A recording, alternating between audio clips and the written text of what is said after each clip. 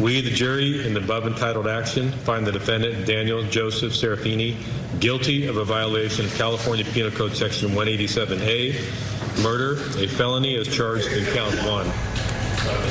An emotional reaction from Adrienne Spohr as she hears the verdict in her parents' murder trial. Her brother-in-law, Dan Serafini, found guilty. It's been 4 years since my mom and dad were shot, and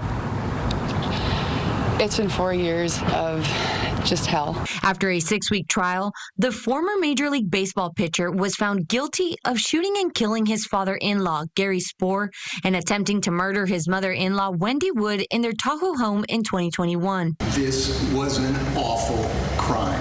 In closing arguments, the prosecution presented a timeline using maps, cell phone records, and security video on the day of the murder, saying Serafini was motivated by anger and hatred for his in-laws. It's the person with a decades-long history of fights over money, fights over children, the person who makes threats, the person who began talking almost a decade before about wanting them dead.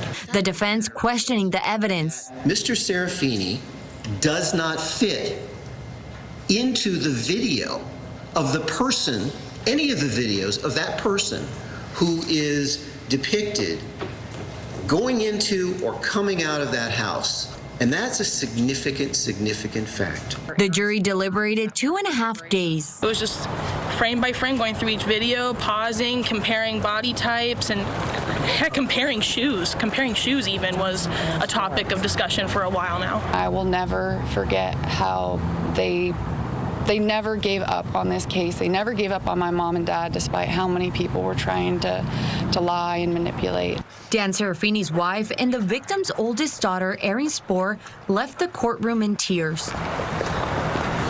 Serafini faces life in prison without parole and will be in custody with no bail until sentencing. I knew that they were here with us today, and I knew that they wanted justice.